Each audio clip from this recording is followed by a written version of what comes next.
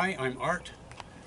I'll show you today how we're going to separate worms from finished compost. This is a frame I made up of hardware cloth, 1/4 inch hardware cloth. Just made it from scrap lumber, put it together. This is our worm bin. Last fall we bought worms from Uncle Jim's Worm Farm. We've had them in this bin over the winter inside. We've been giving them our kitchen scraps, fruits and vegetables, and we're ready to separate. Now the problem is, I did a little test run of this, and it turns out that what we have right now, we have plenty of worms, and we have plenty of finished compost, but it's all too wet. And so when I put some on the screen here, I should be able to shake that, and all the compost falls through, but because it's so wet, most of it is staying in the clumping up and staying on the screen. So not going to work. I'll put this back in the bin, turn these boys free. They don't like the sun and heat. So we get them back in there. And now, in the next day or so, I'm going to be working on drying out the finished material, and then we'll do it again and I'll show you how it works. Okay, the problem I had was that the compost bin the worm bin was too damp to be able to separate the compost from the worms. So I'm going to be showing you what I do to dry it out a little. Now you can air dry it. You can leave the top off and just let the air get to it. It takes a long time. We can't do it outdoors because of the fear of animals getting into it. And we don't want to do it indoors for one reason or another. The answer that I do is to put down some more bedding. In this case I'm putting in some dry peat moss. You see peat moss organic, it says on there. You got to use that. And the peat moss is nice and dry. And I'll just scoop out handfuls of this, get right in the bin.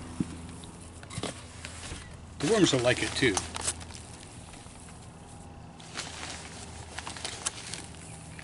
So a layer of peat moss, my little shovel here, dig them in a bit. Sort of mix it in with the soil, or I'm sorry, with the compost and with the worms. Man, we got some worms in here. Smells good too. Smells of the earth. There you have it, drying out your compost bin. Okay, we're back.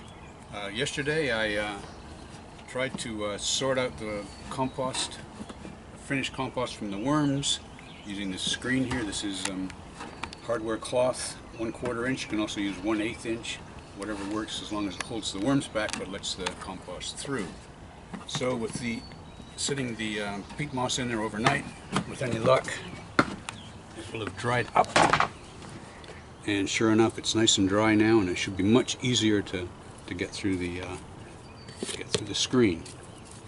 So all I do, I take a couple of scoops of that, put it on the screen, give it a little shake. Let me turn this around. And you see that the good compost is falling through, and the worms and debris and a few lumps and things have stayed behind. We just set them aside here. And keep on doing that. More scoops of this stuff. Now, Uncle Jim's Worm Farm sells compost bins. We're using simply a plastic bin with some holes drilled in it. It saws over the winter inside. But Uncle Jim sells a variety of tray-based composters. If you go to UncleJim'sWormFarm.com, you can see them all. There we go.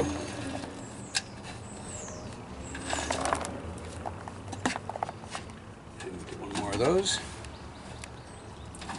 See, this is the stuff that you don't want in your garden, bits of debris of different kinds.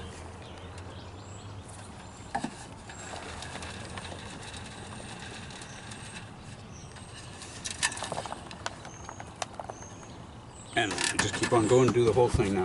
Whoops, there's a worm left behind. So that's our compost.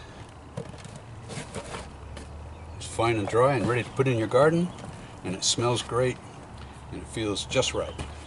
We got our composting worms from Uncle Jim's Worm Farm. These are Red Wigglers, and they're perfect for composting.